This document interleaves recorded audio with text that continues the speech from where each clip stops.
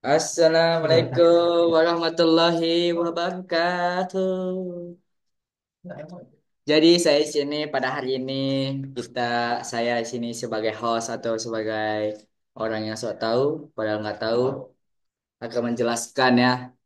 Ya sebelumnya perkenalkan nama saya Isra Kalazam, saya dari Universitas UIN Imam Bonjol Padang, Fakultas Ekonomi dan Bisnis, prodinya ya manajemen bisnis syariah ya. Oke. Ya, jadi saya sini untuk menyelesaikan tugas yang diberikan oleh dosen kita, yang saya hormati itu Ibu Ibu Ibu Ibu Prima ya, Ibu Prima. Supaya jangan lupa saya lupa. Ibu Prima. Jadi sebelum itu ya saya akan menjelaskan uji perbandingan. Oke, oke, oke, oke, oke, oke. Uji perbandingan ya guys ya. Jadi bahwa izin untuk menjelaskan dulu sebentar di sedikit aja sedikit. Bahwa dalam uji perbandingan itu terbagi menjadi dua bagian ya. Jadi yang pertama itu adanya jika kita membandingkan dua kelompok maka kita menggunakan uji T. Uji T yang di mana itu dia berdasar pada numerik dan kategorik dan menggunakan itu metode independent sample t-test dan ketika itu numerik itu menggunakan metode paired sample t-test. Dan yang keduanya itu ada ini mana jika kita membandingkan lebih dari dua kelompok ya, maka menggunakan uji ANOVA. Ini nih uji ANOVA. Oke, langsung saja kita ke uji pertama ya. Yang uji pertama itu kita ke datanya dulu. Kita ambil datanya dulu yang telah diberikan oleh dosen kita. Kita kontrol A. Baru kita lepaskan lah ya. Berkontrol C. Baru kita ke buka PSPSS ya kawan-kawan. Kita ke data view. Baru kita klik kanan. Paste with variable names. Nah, kawan-kawan, setelah sudah muncul apa yang kita pastikan, kita ke variable view untuk merubah jenis kelaminnya. Oh iya, aduh. Sebelum itu harus saya jelaskan dulu ya kawan-kawannya. Jadi untuk yang pertama itu kita akan menguji analisis means untuk mengetahui berapa rata-rata perbedaan rasa antara jenis kelamin laki-laki dan perempuan. Jadi jadi karena dia kategorinya diubah, karena kategorinya dia apa tadi? Kategorinya dia dia kategorinya itu numerik dan kategori. Jadi kita harus merubah di label jenis kelamin ini yang value-nya ini kita ubah, kita pencet ke kanan itu pertama itu untuk satu itu tuh laki-laki, laki, laki. Kalian laki-laki atau banci? Oh, saya laki-laki ya. TR. Kedua itu dia perempuan, perempuan. Apalah perempuan. Nah, perempuan kita add, kita oke kan, dan coba. Oke. Jadi untuk kita melaksanakan analisis means kita ke data view, lalu kita ke analyze ya kawan-kawan, baru ke compare means, baru ke apa ini? Compare means, baru means, dah, dah, udah muncul seperti ini kan kawan. Jadi setelah udah muncul seperti ini, kita masukkan rasa itu ke dependent list. Rasa kita masukkan dependent list, lalu jenis kelaman atau kelamin ke masukkan dependent list. Oke, lalu kita oke kan. Boom! Langsung keluar data-data yang kita inginkan ya kawan-kawan. Jadi data sini sudah keluar bahwasanya Laki-laki itu dia keluar 4,08 dan perempuan keluar itu 4,40. Oke, nah kita lanjutkan aja tuh basa-basi ya kan. Karena selanjutnya kita akan melakukan independen. Hmm, tunggu ya kawan-kawan ya. Itu ke mana nih? Kita balik ke data yang sebelumnya. Nah, selanjutnya kita akan melaksanakan eh, apa? Analisis independent sample t-test. Oke, langsung saja. Tanpa basa-basi, kawan-kawan. Tekan analyze. Oh, enggak. Semua itu ada penjelasan ya, kawan. Untuk melaksanakan independent sample t-test ini, kita itu dikenakan jenis kelamin. Jenis kelamin itu dia apa ya? Dia kayak berdasarkan apa gitu. Jadi kita langsung aja ke independent sample test itu dia. Nah, enggak dikarenakan jenis kelamin itu dia kategori baru rasa itu dia apa ya? Rasa itu tadi apa tadi? Tunggu ya, kita buka lagi. Rasa itu numerik. Jadi kita akan menggunakan independent sampel sampel t-test. Oke, kita langsung aja untuk melaksanakan analisis ini, itu independent sample t-testnya. Kemudian kita buka analyze, lalu ke Peppermints, lalu ke independent sample t-test. Jadi untuk rasa ya, rasa kita masukkan ke test variabel. Selanjutnya untuk jenis kelaman atau kelamin kita masukkan ke grouping variabel. Nah, setelah itu kita kita define grupnya dulu, lalu kita pilih satu karena tadi laki-laki itu satu, perempuan itu dua. Tung, kita continue, kita oke kan ya kawan-kawan akan muncul langsung muncul. Jadi sudah muncul ya eh, data yang kita inginkan. Jadi karena di sini kita lihat bahwa yang laki-laki itu enggak kita lihat sigma itu dia 0,539 itu dia lebih besar dari 0,05 jadi itu laki-laki lebih ya, gitulah jadi laki-laki sini dia mainnya 4,08 perempuan yang 4,40.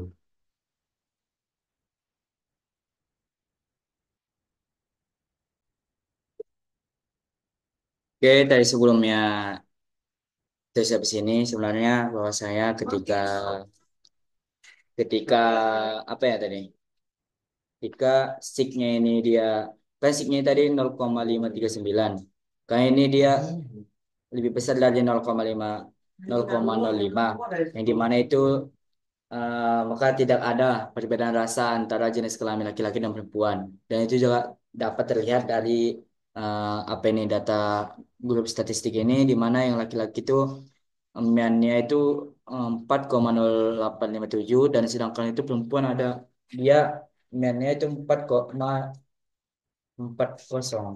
Jadi tidak ada perbedaan ya kawan. Ya kita lanjutkan ke data berikutnya yaitu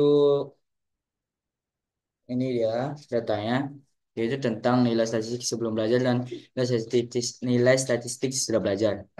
Kita kontrol CI langsung ke SPSS karena kan ini datanya berbeda ya. Kita ke file ke new data untuk kita memastikan data yang baru ini. Enggak, kita ke kanan.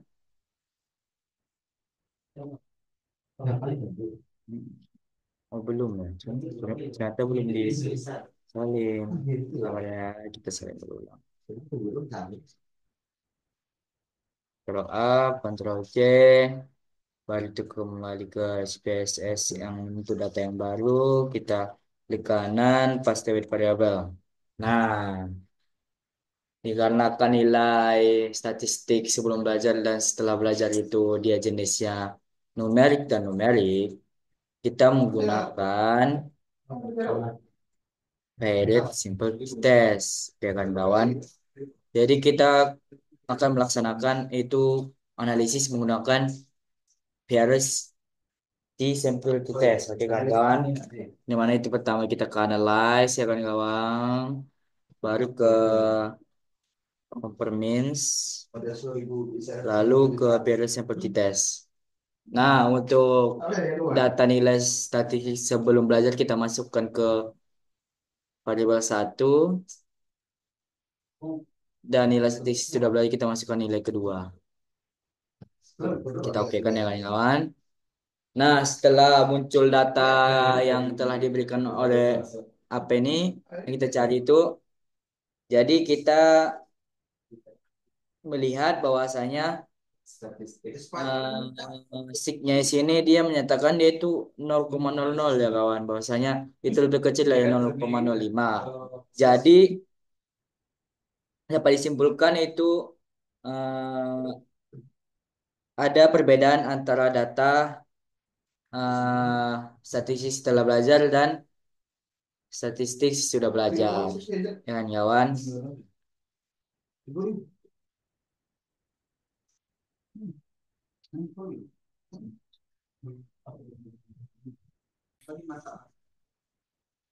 Oke, kita lanjutkan nih case-nya. Pada data selanjutnya itu kita akan mencoba data baru, yaitu data pada ANOVA. Di mana dikarenakan apa yang sini data yang disebut ANOVA? Karena ya kita sudah jelaskan di awal tadi bahwasanya ketika satu data itu lebih dari dua itu dia masuk ke ANOVA ya guys ya. Jadi langsung aja lah ya tanpa baca-baca kayak gitu. Jadi kita kontrol A, lalu kita kontrol C, kita pindah ke spesies kembali kan kawan ya. Di sini karena ini dia datanya udah berbeda ya kan kita akan tes juga ke data yang baru, kita ke new ke file baru new ke data gitu. Data. Oke, seperti sebelumnya kita klik kanan, paste variable names, kita muncul, bam, keluar langsung guys. Wah, Itu serang itu kalau apa ada nah, tuh selanjutnya ke variable view, kita akan merubah di pada kan karena tadi apa ya karena e-commerce lah, tahu lah e-commerce kan. Jadi label e-commerce ini di bagian apa ya apa nih Kimai Aswajim. Jadi bagian value-nya itu kita ubah. Jadi yang pertama itu ada Shopee. Shopee. Siapa yang suka belajar di Shopee, guys? Yang kedua ada Tokopedia. Tokopedia. Siapa yang suka Tokopedia? Suka belajar Tokopedia, guys. Ya, tiga. Itu. Wah, Lazada. Suka Lazada? Siapa, guys? Yang suka belanja di Lazada, share guys, tunjuk tangan di komentar ya guys. Pak itu Bukalapak, Bukalapak, Bukalapak guys. Oke, kita add yang kelima itu beli-beli, beli-beli ya guys ya. Oke. Kita add kembali, lalu kita okekan. Jadi yang kita uji itu ada di e-commerce ini kita ujikan itu ada lima e-commerce, yaitu ada Shopee, Lazada, Tokopedia, Lazada, Bukalapak dan Blibli. Oke, kita okekan ya guys. Balik lagi ke data view. Oke, kita akan membuat perbandingan e-commerce antara beberapa penjualan produk, yaitu antara baju, sepatu, sandal, tas, dan celana. Oke, kawan. Jadi untuk mengujinya kita akan ke analyze, lalu conformance lagi kembali ya kawan-kawan ke one way ANOVA ya kawan-kawan. Jadi Untuk baju itu kita letakkan baju sampai dari baju sepatu sandal tas celana itu kita save, kan kita taruh di pendant list. Lalu untuk e-commerce ke faktor, lalu untuk untuk option ya. Untuk optionnya itu kita apa centangkan descript dan homogen. Kita continue kawan-kawan, selanjutnya kita ke post hoc-nya, kita centang LSD, kita continue, lalu kita oke kan ya kawan-kawan. Nah, kawan-kawan, dikarenakan sudah muncul data yang kita inginkan, pada data deskriptif, nah, dapat kita lihat dari penjualan baju di e-commerce shopping itu lebih banyak ya kawan-kawan dari e-commerce lainnya. Ya, jadi begitu juga di produk-produk lainnya. Misal nih, kan di baju ini, di Shopee ini dia lebih banyak penjualannya dibanding di e-commerce lainnya. Begitu juga sepatu. Sepatu itu lebih banyak penjualannya di Shopee daripada e-commerce lainnya, sendal dan seterusnya kan kawannya. Untuk selanjutnya intinya dia jadi lebih banyak penjualan produk pada e-commerce Shopee daripada e-commerce lainnya kan kawan ya. Kita simpulkan begitu. Ini kumisku apa ini? Hmm. Jadi kita lanjutkan ya kawan-kawan. Kita lanjutkan ke di post hoc tesnya. Maaf ya kawan-kawan banyak binatang di sini. Contohnya kita sepilai nama binatangnya Herzan ya. Aswajim itu anak Uwin yang tidak beradab ya kan kawan. Ibu, bu, ini enak ya namanya Herzan bu. Oke. Hai anak pintar. Anjay, alhamdulillah. Jadi kita lanjut yaitu apakah ada perbedaan antara